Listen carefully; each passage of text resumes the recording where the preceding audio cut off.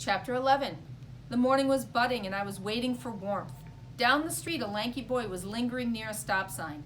Head down, he was hunched over like a wind-blown weed. In his right hand was something shiny, a tool, maybe, or a pen.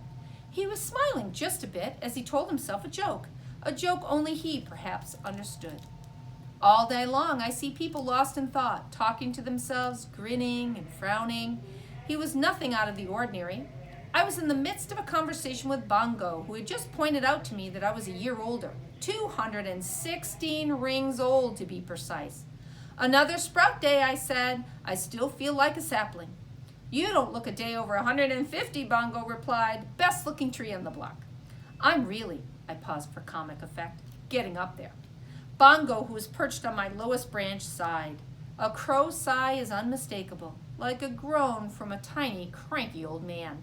Tree humor, I explained, just in case Bongo had missed it, although of course she hadn't. Bongo misses nothing, because you know I'm so tall. Really, Red? Bongo stretched, admiring her lustrous blue-black wings. That's the best you got from me this morning? Maybe you'd appreciate my joke more if you weren't so sensitive about your stature, I teased. Corvids don't give a flying tail feather about height, Bongo said. Smarts, wiles, trickery, cunning. That's what counts in our neck of the woods. Corvids is a fancy name for birds like crows, ravens, jays, and magpies. Bongo says she's too classy for a label as common as a crow. A soft wind tickled my branches. Spring, that old rascal, was teasing us with the promise of warmer days. The truth is, I said, it doesn't matter what size you are, Bongo. We grow as we must grow, and as our seeds decided long ago. Red, way too early in the morning for the wise old tree routine. Bongo gave me a gentle peck. Although you're right, it doesn't matter how tall you are.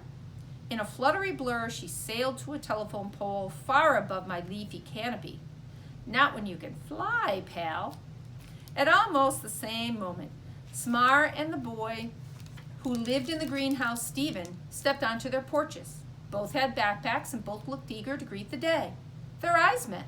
Stephen nodded, just a flicker, and Samar nodded back. Not a hello exactly, just an acknowledgement. Stephen ran off toward the elementary school down the street, but Samar hesitated. Hello?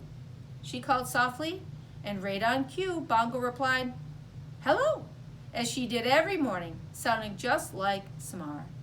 Bongo can do a passable tuba, an impressive chihuahua, and a fine police siren. Samar looked up at Bongo and grinned and headed towards school. With that, Bongo let loose a hoarse and gleeful caw and set off to wait for children to arrive at school. She was a regular there. Everyone knew her. She enjoyed annoying the children, and they enjoyed letting her annoy them. Bongo especially liked to untie shoelaces. While the children were busy retying them, she would snatch treats from their lunch bags. Every now and again, she would even make a polite request. She could say, shit, please, no way, and you rock, when it served her purposes. Watching Bongo soar, I considered, not for the first time, my rambling roots. What would it be like to fly, to burrow, or to swim, to gallop? Delightful, no doubt, sheer joy. And yet, I wouldn't trade a single rootlet for any of it. It is a great gift indeed to love who you are.